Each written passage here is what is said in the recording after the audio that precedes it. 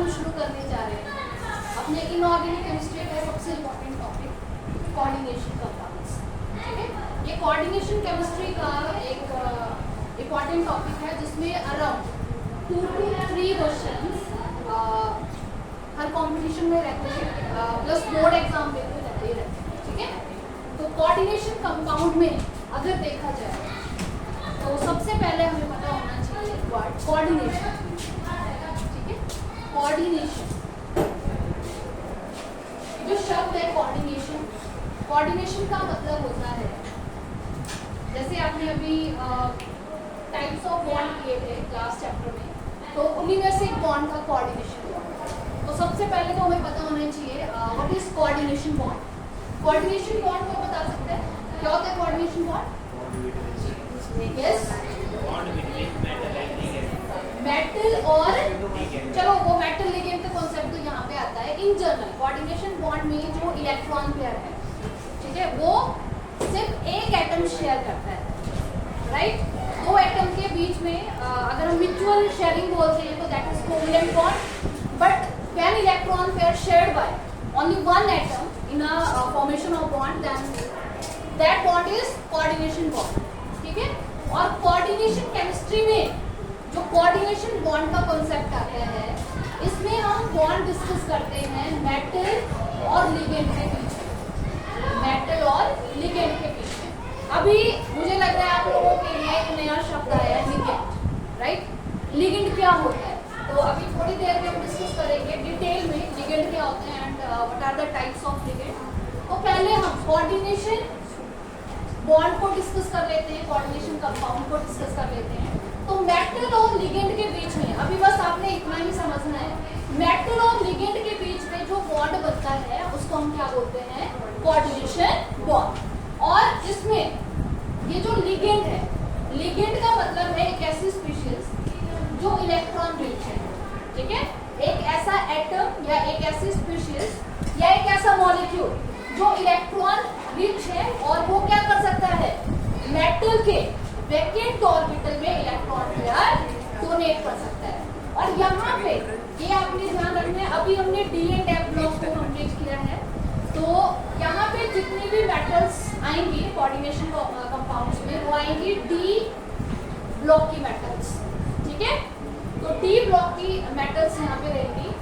और क्योंकि ये जो ट्रांजिशन एलिमेंट्स होते हैं, डी ब्लॉक को ही बोलते हैं ना ट्रांजिशन एलिमेंट्स, तो ट्रांजिशन एलिमेंट्स में आपको पता है कि मेटल्स के पास क्या होते हैं? वैकेंट डी ऑर्बिटल्स होते हैं। तो लिगेंड क्या करता है? लिगेंड अपने इलेक्ट्रॉन पेयर मेटल के वैकेंट डी ऑर्बिटल में डोनेट कर सकता है। तो यहाँ पे जो बॉन्ड बनता है वो बनता है कुछ इस तरह से, मेटल के वैकेंट डी ऑर्बिटल में लिगेंड क्या करेगा? इलेक्ट्रॉन डोनेट करेगा and there will be the formation of coordination bond. तो यहाँ पे बनता है कोऑर्डिनेशन बॉन्ड। एक तो ये तरीका इसको डिफाइन करने का, दूसरे वे से भी हम इसको डिफाइन कर सकते हैं। लिगेंड क्या होता है? लिगेंड को यहाँ ये मान के चलते हैं लुईस बेस। ठीक है, Lewis base. And what is Lewis base? Electron rich species. ठीक है, जिसके पास एक्सेस इलेक्ट्रॉन्स है उसको हम क्या बोलते हैं? Lewis base. एंड यहाँ पे जो मेटल है उसको हम किसकी तरह ट्रीट करेंगे? Lewis acid. Metal is treated as या metal is acted as Lewis acid. And what is Lewis acid? Lewis acid क्या होता है? हाँ, Lewis acid is electron deficient species, या अगर हम यहाँ पे बात करें तो मेटल है तो एक ऐसी मेटल जिसके पास इलेक्ट्रॉन की कमी है। तो अब लिगेंड क्या करता है या लुईस बेस क्या करता है? इलेक्ट्रॉन पेयर डोनेट करेगा मेटल के वैकेंट ऑर्बिटल में और इस तरह से यहाँ पे फॉर्मेशन होगी कोऑर्डिनेशन बॉन्ड की। अब कोऑर्डिनेशन बॉन्ड मतलब कोऑर्डिनेशन कंपाउंड में मेनली हम जो स्टडी करते हैं वो स्टडी करते हैं मेटल और लिगेंड। मेटल और लिगेंड आपस में कैसे कोऑर्डिनेट कर रहे हैं। ठीक है, तो ये तो आपको क्लियर हो गया कि मेटल और लिगेंड के बीच में जो बॉन्डिंग है कोऑर्डिनेशन कंपाउंड में वो किस तरह की बॉन्डिंग है? Coordinate bond. तो किस तरह की बॉन्डिंग है? Coordinate bond. ठीक है, इसीलिए इस चैप्टर का नाम पड़ा हुआ है कोऑर्डिनेशन केमिस्ट्री, कोऑर्डिनेट बॉन्ड के ऊपर। ठीक है, अब बात आती है सबसे पहले इसमें साइंटिस्ट जिन्होंने कोऑर्डिनेशन केमिस्ट्री को स्टडी किया था उनका नाम था वर्नर। क्या नाम था? Werner, WERNER। ये सबसे पहले साइंटिस्ट थे 19th सेंचुरी, 1928 के अराउंड। ठीक है, ये सबसे पहले साइंटिस्ट थे जिन्होंने सबसे पहला कोऑर्डिनेशन कंपाउंड दिया था 3 एलिमेंट को मिला के, मतलब 3 एटम या मॉलिक्यूल्स को मिला के। जैसे कि ये था, what is this? CO is cobalt metal, CO is cobalt metal. ठीक है, Cl ये लिगेंड की तरह काम कर रहा है, मतलब फ्लोरीन और NH3। ये 3 उन्होंने स्पीसीज ली थी, कोबाल्ट, क्लोरीन और अमोनिया। ठीक है, और इन तीनों स्पीसीज को लेके एक कंपाउंड, मतलब सबसे पहला कोऑर्डिनेशन कंपाउंड बनाया था CONH36। ठीक है, Cl। ये सबसे पहला कंपाउंड था जो वर्नर ने दिया था, सबसे पहला कोऑर्डिनेशन कंपाउंड। तो ये आपने हमेशा ध्यान रखना है। तो यहाँ पे अगर मैं आपको कोऑर्डिनेशन कंपाउंड में ये क्या क्या टर्मिनोलॉजी यहाँ पे आती है तो मैं बताती हूँ। इसमें सबसे पहला ये जो CO है, इसको बोला जाता है सेंट्रल मेटल एटम। क्या बोला जाता है? Central metal atom. और यहाँ पे जो भी मेटल होगा वो कहाँ से होगा? D ब्लॉक से या ट्रांजिशन एलिमेंट। ठीक है, ये आपने ध्यान रखना है। दूसरा, ये आपको NH3 अमोनिया है, और अमोनिया कितने हैं? 6। यहाँ पे ये जो अमोनिया है इसको बोला जाता है लिगेंड। और अभी मैंने आपको लिगेंड का कॉन्सेप्ट बताया कि लिगेंड क्या होता है? Electron rich species. लिगेंड क्या होता है? इलेक्ट्रॉन रिच स्पीसीज जो मेटल को या मेटल के वैकेंट ऑर्बिटल में इलेक्ट्रॉन को कोऑर्डिनेट कर सकता है, डोनेट कर सकता है। ठीक है, तो ये हो गया ligand. And what is CN3? इसको बोला जाता है आयोनाइजेबल पार्ट, या कई बुक्स में काउंटर आयन भी बोला जाता है। ठीक है, आयोनाइजेबल पार्ट और काउंटर आयन और काउंटर आयन। तो ये आपने ध्यान रखना है। ये कुछ बेसिक टर्म्स हैं जो आपको कोऑर्डिनेशन कंपाउंड में पता होनी चाहिए। तो कोऑर्डिनेशन कंपाउंड में अगर हम मेनली देखें तो कोऑर्डिनेशन कंपाउंड किससे बना होता है? सेंट्रल मेटल और लिगेंड। ठीक है, बस ये 2 चीजें आपने ध्यान रखनी है। Coordination compound contain central metal and ligand. Ligand donate electron pair to the vacant orbital of metal and there is a formation of coordination bond. बस इतना सा कॉन्सेप्ट है। ठीक है, जिसको ये समझ आ गया, आगे कुछ भी नहीं।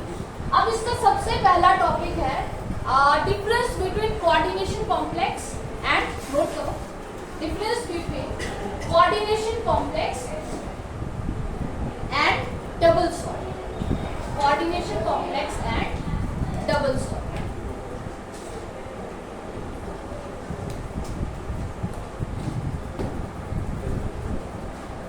तो सबसे पहले डबल सॉल्ट।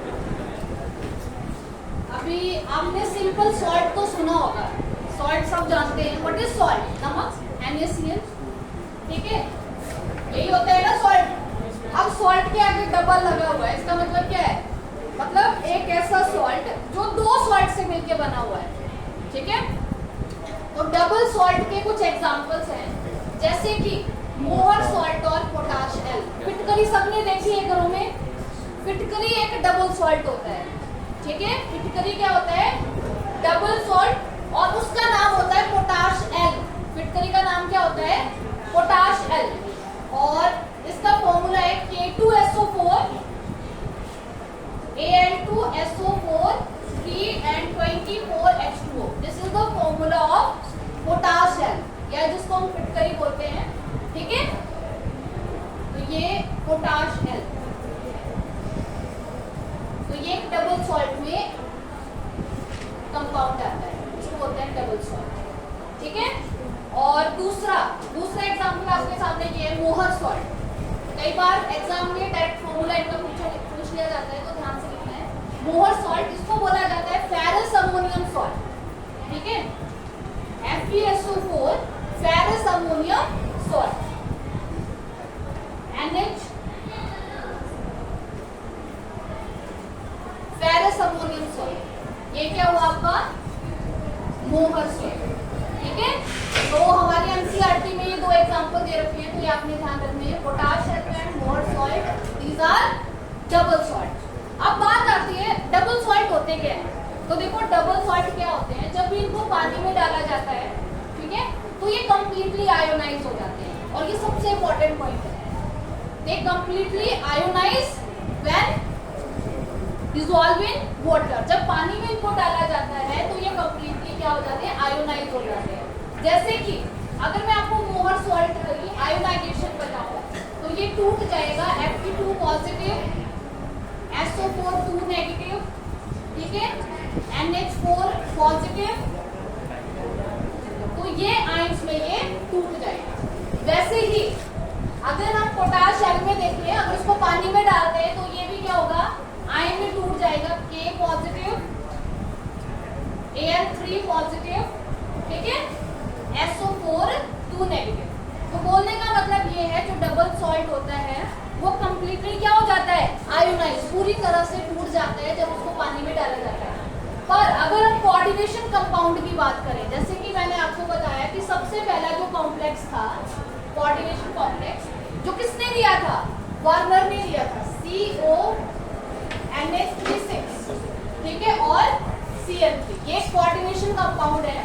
तो ये जो कॉम्प्लेक्स है अगर इसको पानी में डालें ना तो ये पूरी तरह से आयोनाइज नहीं होगा। ये जो स्क्वायर ब्रैकेट वाला है इसको बोला जाता है कॉम्प्लेक्स या पॉलीहेड्रल, कॉम्प्लेक्स या स्क्वायर ब्रैकेट भी बोलते हैं। स्क्वायर ब्रैकेट के अंदर क्या दिखाई दे रहा है आपको, सेंट्रल मेटल और लिगेंड। तो ये जो पार्ट है ना स्क्वायर ब्रैकेट के अंदर वाला, ये कभी भी आयोनाइज नहीं होता है, इसको बोलते हैं नॉन आयोनाइजेबल पार्ट। इसको क्या बोला जाता है, नॉन आयोनाइजेबल पार्ट। और ये जो Cl3 आपको दिख रहा है ये वाला पार्ट होता है आयोनाइजेबल। ये क्या होता है, आयोनाइजेबल। और बहुत बार यहाँ से क्वेश्चन आए हुए हैं, जैसे मान लो आपसे पूछा गया कि ये जो कॉम्प्लेक्सेस में नंबर ऑफ आयंस कितने होंगे। अगर मान लो आपने क्या किया, इस कंपाउंड को पानी में डाल दिया, ठीक है, और आपसे पूछा जा रहा है नंबर ऑफ आयंस बताइए, तो आपको पता है ये वाला जो पार्ट है ये तो आयोनाइज नहीं होगा, ये एज इट इज रहेगा। तो CONH36 ये तो नहीं टूटेगा, ठीक है, तो positive plus 3Cl negative, total ion कितने हुए, 3 + 1, ये पूरा टोटल आयन कितने हुए, 4। ये ध्यान रखना है कि स्क्वायर ब्रैकेट के अंदर जो मेटल और लिगेंड है वो कभी भी नहीं आयोनाइज होता है, कभी टूटता नहीं, ठीक है। अब इसी के बेस पे यहाँ पे एक छोटा सा टॉपिक आता है, that is reaction with, note करेंगे, reaction with excess silver nitrate. लिखिए, reaction with excess silver nitrate, reaction with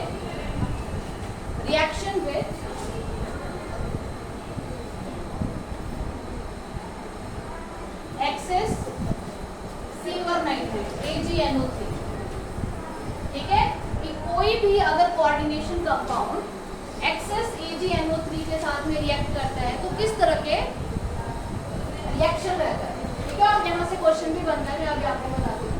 जैसे मान लो, ठीक है, ये आपके पास स्क्वायर ब्रैकेट के अंदर कोई भी कॉम्प्लेक्स है, जैसे मैंने लिख दिया यहाँ पे CONH36 फॉर एग्जाम्पल, ठीक है, और ब्रैकेट के बाहर क्या है, CLX है, CLX सबको दिखाई दे रहा है, CLX, राइट।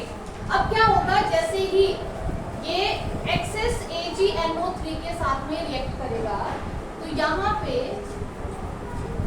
जितने Cl होंगे, ठीक है, जैसे यहाँ पे कितने Cl है, X नंबर ऑफ Cl, तो उतने ही क्या बनेंगे, सिल्वर क्लोराइड, उतने ही क्या बनेंगे, सिल्वर क्लोराइड के प्रेसिपिटेट्स।